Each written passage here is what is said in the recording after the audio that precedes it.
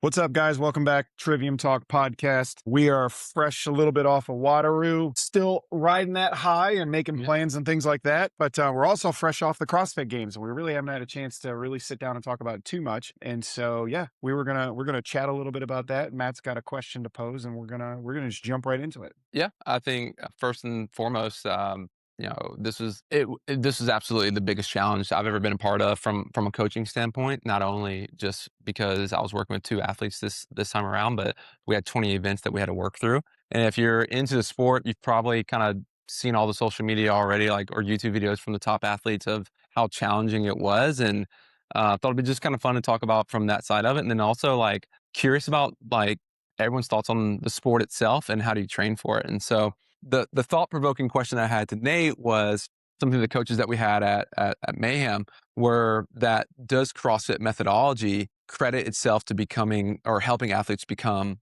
CrossFit Games champions? Fittest on earth. Yeah. And it's like, that's a great question because the reason that got brought up is for two reasons.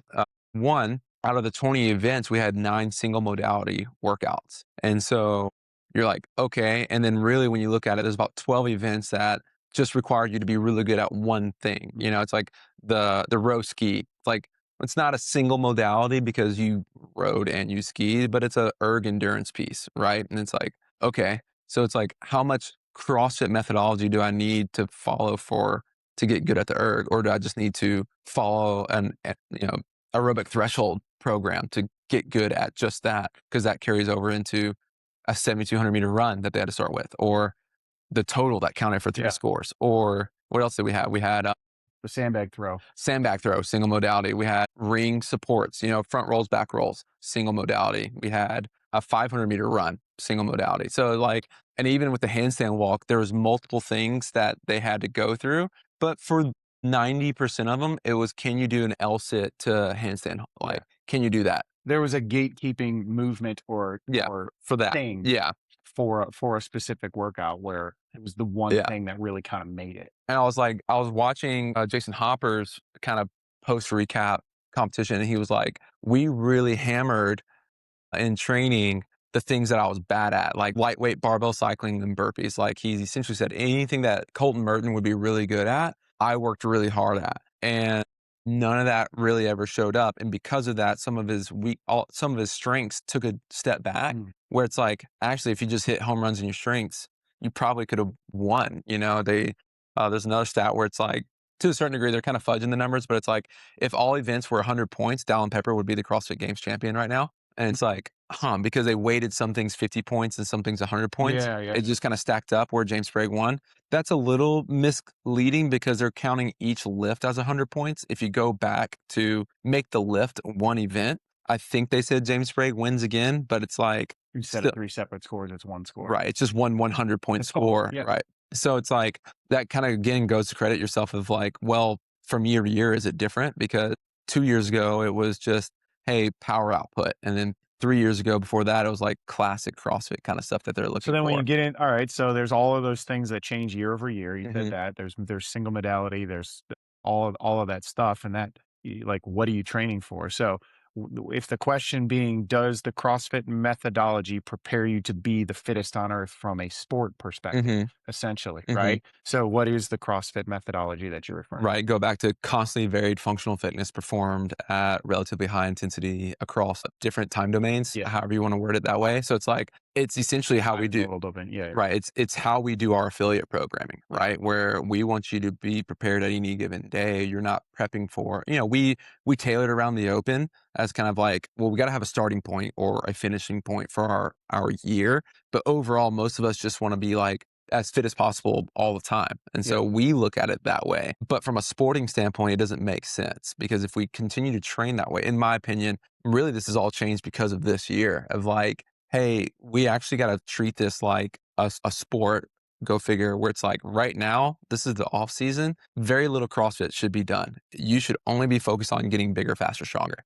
And it's like, I'm to a degree, and really it's just how much can you do of like, I'm only going to focus on my strength, like just getting stronger. Back squat, bench press, strict press, deadlift, front squat, strict press. And then I'm going to work and build the biggest aerobic base that I can possibly build. Only go and do that for 3 months. can I have the discipline to do that and not chase, in the same way you're like, if I just go play football, can I be the best football player? Yeah. It's like, yeah, don't go play backyard football right now. Live in the weight room and just get Sure. bigger and go from there. Well, there's a reason why all the other sports do that. Well, one, other sports actually have an off season. So it's like, it's kind of Sure. nice. But right now, the sport of CrossFit is like, you can kind of pick and choose your season to begin with. Season is what you make it or what you define it to be. It depends on what the Right. goals are and what you're Right. trying to do. Interesting. Okay. And so what's your position on it? So again, like I think the easy one, it depends. When we're talking about, I am trying to win the CrossFit Games, probably 10 people that like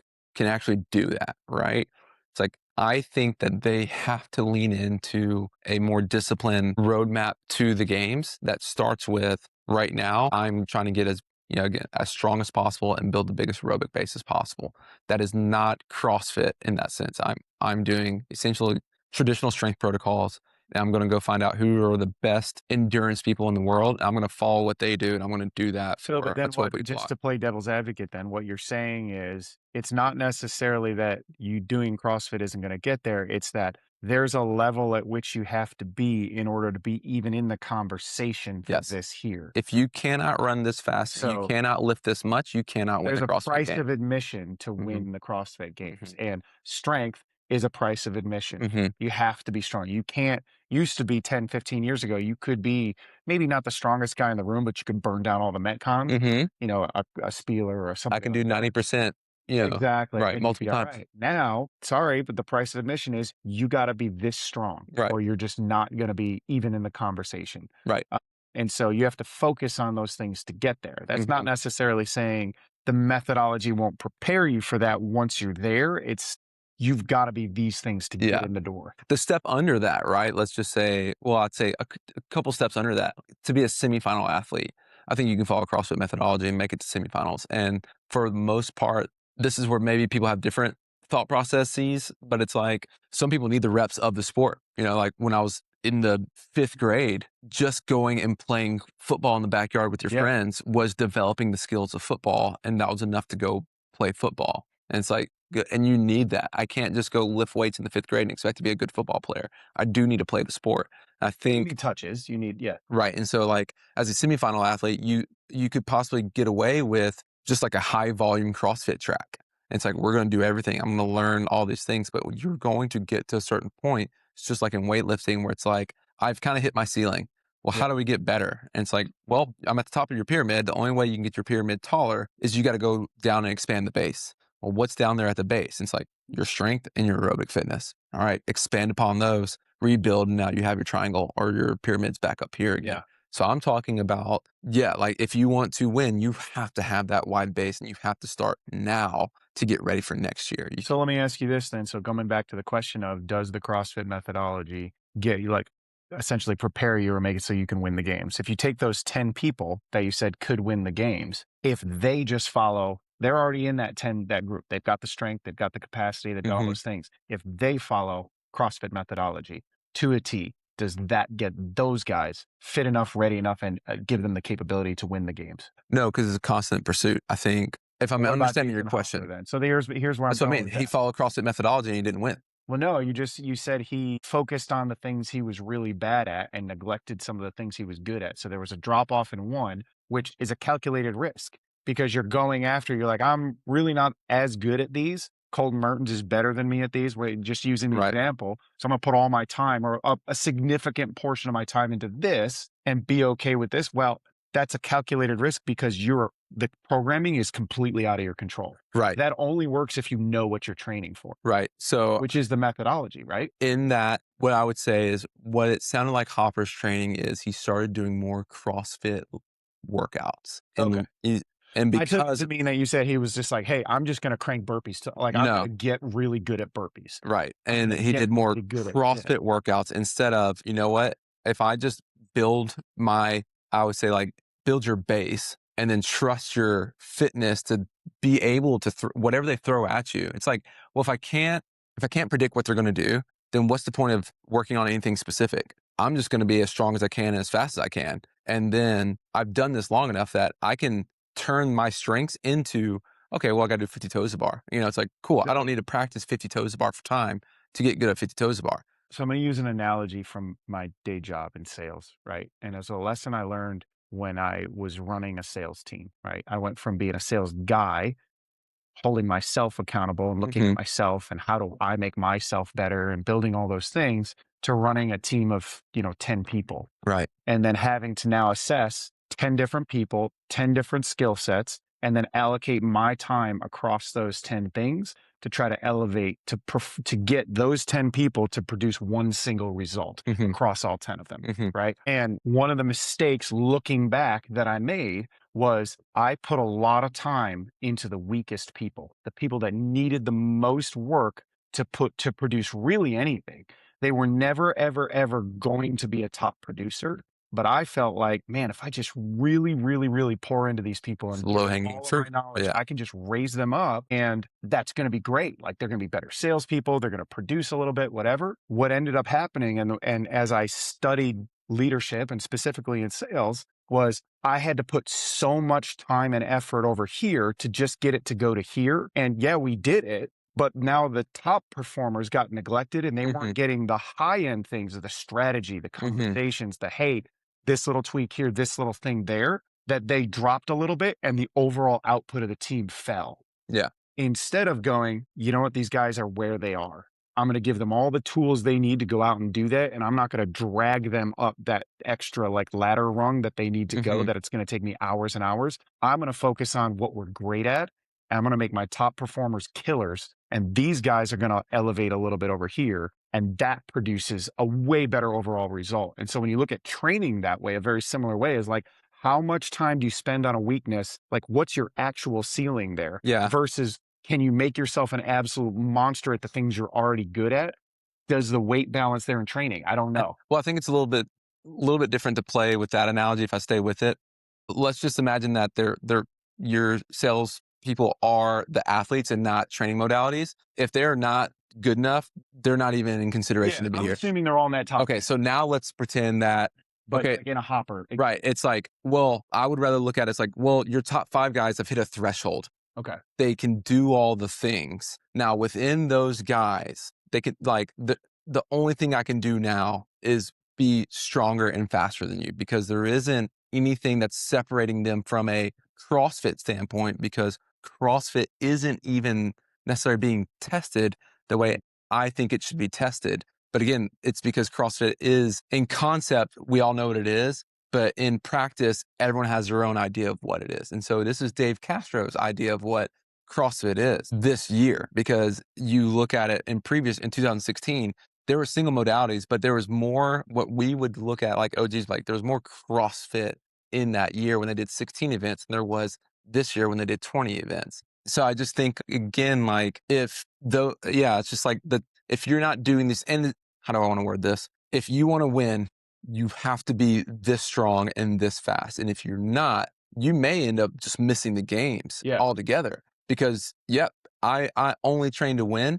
So I'm going to neglect all these things because if I can't even do this, it doesn't even matter. Right. Who cares? And who cares about 6th place down to 30th place? Like, Isn't the whole idea though that you're training for all these things, not knowing what you're actually going to get?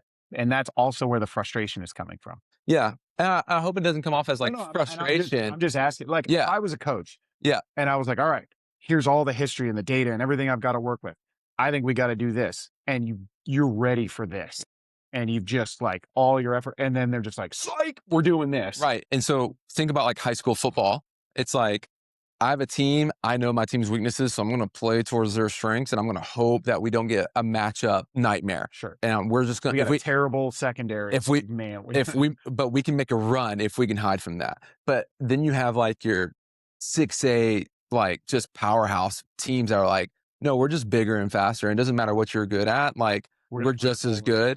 And like we can go do that. And it's like, that's kind of what you need to be. So it's not like training. It's just like, yep, like they're not the most like pass heavy team, but they're not scared of whatever you got because they're just better. They're just better athletes. So some of it too, I'm like, is it just genetics to a certain point as well? I think so. Right. And it's like there's that. I think when I look at too, and this is the outsider, you're way more. Mhm.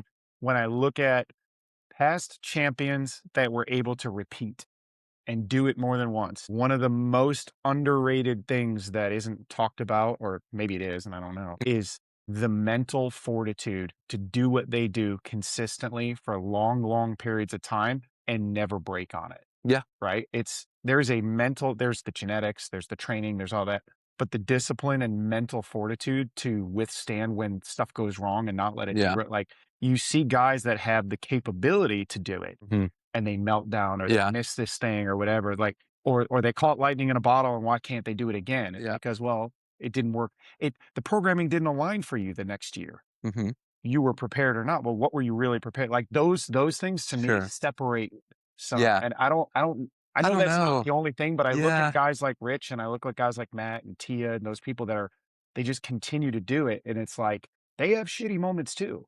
Yeah, but And and they again, make misses too. I'm going full circle on this though, because it's like, yeah, I would agree with you. Like a month ago, I would agree with you. Like there's a mental edge that if you have it, you've got an edge on everyone. But then like I think the sport is becoming so specific, or I guess like so it's becoming so much more mature that is just like most other things. It's like I can have a mental edge. But if I'm 5'11", I'm trying to go to the NBA, like Sorry. there are some people Yeah. that do it, but It's very few and far between. no one's talking like Z Bogues isn't on every single team. and you don't see him anymore, Yeah, right? The sport has evolved so much that everyone is 6'6", can shoot, can play everywhere. And it's like Sure. everyone can play The everywhere. game's Like changed or exactly. modified. And I think that's where we're getting to in CrossFit. The funny part about it is like financially it doesn't make the same as everything else, but it's becoming just as specific where it's like everyone that's doing the 100-meter dash for the Olympics is doing the same training. Yeah. Because they know this has been proven to be the best 100-meter dash. Like there's not much So difference then in how training you protocol. change that though, just to play devil's advocate, is throwing something into the games that nobody's seen before and see how everybody does. Well, they do Because that. now you're getting, yeah, but that's my, Yeah. is like, But then that's again, don't train for anything. Don't train for variance. Train for underlying, like what do all things have in common with it? It's like, it's all a measurement of power, yeah, right? Everything that's CrossFit methodology is the measure. They've found a way to measure power. Okay. Well, then why don't I just increase power output? yeah, I don't need to do, I don't need to do odd object things. It's like, you're either genetically gifted enough to figure it out. because you're Yeah. able to do that thing and you've Yeah. increased the capacity for that thing Right. for whatever, and Right. that's transferable to everything you're doing. Yeah. It's I like, would agree with that. it's like I'm a 5'6" So football player. It's like, yeah, I'm a running back. I could go play receiver if I needed to. I'm just going to be as big and as strong as possible. And they're going to put me at running back, but I could go play receiver, yeah, if that makes well, but it's sense. like, all right. So let's look at it as another sport. You're Michael Jordan. Hmm. You've won 3 championships. How do you get better? What do you train? What do you do? Are you just doing the same things you've always done? Or are you looking at it and going, the game's changing. Or my body's changing, or I'm getting older. I've got to now develop a turnaround. Hmm.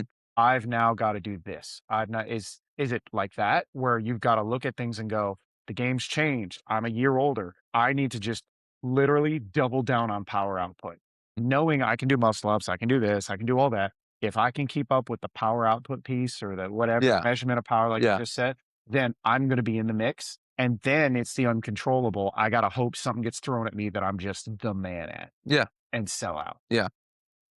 Yeah. I don't know. To I'm Michael. asking, Yeah. I don't know. Yeah. Just Like, I don't know. I wish I knew, like, I would assume, I don't know what the history of Michael Jordan's like work ethic outside of it, assuming it's really, really high and just for a long time. I like Kobe or I would say like LeBron, again, like came on the scene. He's just better than everyone else. What I would say, has tuned in is his longevity in the sport. sure. Where again, like, hey, I think this is just me talking through it. I'm making it a case for my point of just like, he doesn't need to like get better at basketball.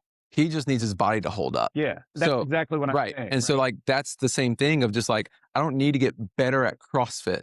I need my body to hold up. And it's like, so get bigger The fast. Jordan thing, I'm looking at it and going, okay, Jordan came back. He's 34, and I'm using basketball because Yeah, there you go. basketball, and it's like he's got nothing to prove. He's still the greatest basketball player. He's still the greatest defender. He's still the greatest scorer. But he knows he's 36 years old. Yeah. Right. And the game, the way it was played then, was a inside game. They pounded the boards, they pushed you around. It Mhm. wasn't the game today, which is high speed, up and Mhm. down the court, 3-point shooting, spread the floor, all that. So he looked at that and said, I need to develop a turnaround jumper from the post, and Mhm. I need to be a killer from 12 feet out. And that's what he changed his game. He went Right. from Air Jordan to I'm going to run down the court, dunk it, whatever, and went, my knees can't handle this, my back Yeah. can't handle it, I'm going to develop this. Yeah.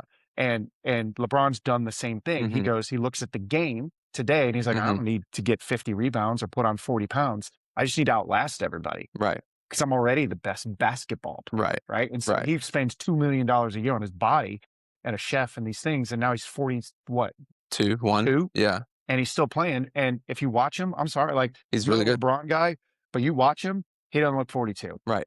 The man's still like beating everyone up and down the court. He's still a Yeah. physically dominant player. He's still all of those things, but he adapted with the sport. Sure. And so to your point, maybe that's where it's going. It's like, Yeah. hey, CrossFit's the given. Strength is the strength and aerobic capacity is the price of entry. Mhm. And now this is what you have. Once you've got all that stuff, you've got to adapt with the sport to just this. Yeah. I don't know if that's good or bad. That's kind of Yeah, I don't know either. Yeah, I think again, we could always go back down. I think it goes back to I will always make an argument about what is the testing pool, and I've talked about this on probably half our podcast of just like, does it look different if Yeah. the testing pool is different? I know. Do the weaknesses, do the failures hurt more because you have a more diverse testing pool? But it's like I don't know if I can make an argument that James Sprague doesn't win if we don't have a different group of people that are in there. You know, it's like we're the best 30 athletes in the world, best 30 CrossFitters in the world participating at the CrossFit Games. It's like maybe there's a couple that I think that are missing that could have made a splash in a couple of events. And it's like, does that change But things that's out? any sport. Like I Right. think you got to go back to that Right. any sport because Right. it's like, hey, you can go look at the NFL last year, and if one guy doesn't throw 2 interceptions, maybe a better team that's playing better football at the end of the season sneaks in and beats Mhm. somebody. You know what I Mhm. mean? So Right. it's like, Yeah. that, So again, like that I don't know. changes the Yeah. outcome. I don't know. I That's think sports. yes. The last thing I'll say to it though is like every other sport, the scoring stays the same. Yes. Yeah. And the season stays the same. And so it's very predictable. Exactly. I know if I win my division, I'm here. Or if I have the next best record, I'm here. But it's like, I don't know if I do well in the open, it doesn't mean anything. If I do well in quarterfinals, it doesn't mean Yeah. anything. And if I get third place in this event, I don't go. But if I get third place in this event, I do go.